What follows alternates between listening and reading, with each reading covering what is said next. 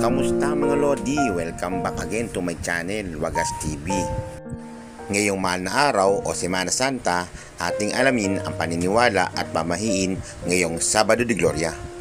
Pero bago po tayo magpatuloy mga Lodi, hiningi ko inyong suporta na huwag pong kakalimutan na mag-like, subscribe, pakiclick na rin ang notification bell para update po kayo sa mga susunod kong video. Kaya simulan na natin. Mga paniniwala at pamahiin tuwing Sabado de Gloria.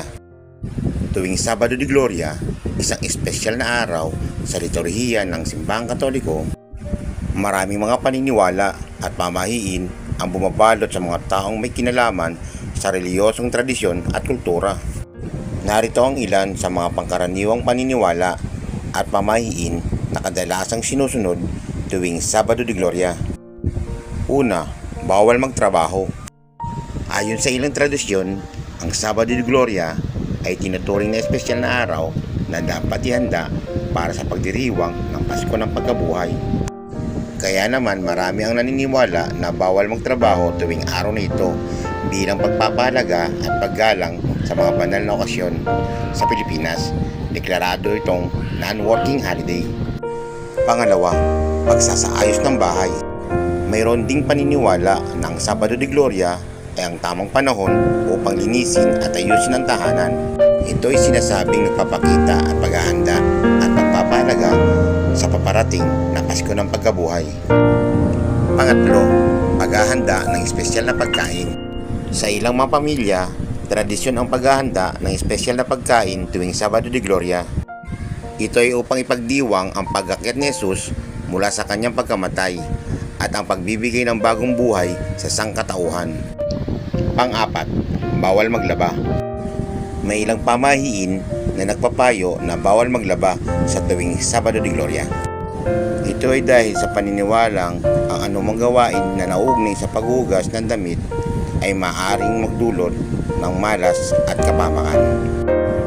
Panglima, paliligo sa ilog o dagat.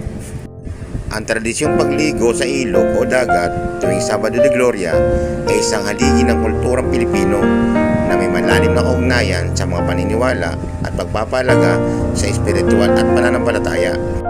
Ito raw ay simbolo ng paglilinis at pagbabago, pagpapakumbaba at pagpapahalaga sa pananampalataya, kalinisang espiritual at pagpapahayag ng pagsamba at pagkilala sa likas na kalikasan.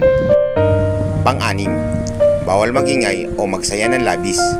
Ang Sabado de Gloria ay isang panahon ng pagmumuni-muni at pagsasaliksik sa espiritual na kahalagahan ng Pasko ng Pagkabuhay. Ito ay iniiwasan na maging panahon ng kalakasan o kalakasan sa mga pagdiriwang. Pang-pito, bawal mangasar, manlait o mamindas. Ipinapayo na iwasan ang pagpapahayag ng mga negatibong opinyon o pagsasagawa ng anumang bagay na maaaring makasakit sa damdamin ng iba sa tuwing Sabado de Gloria.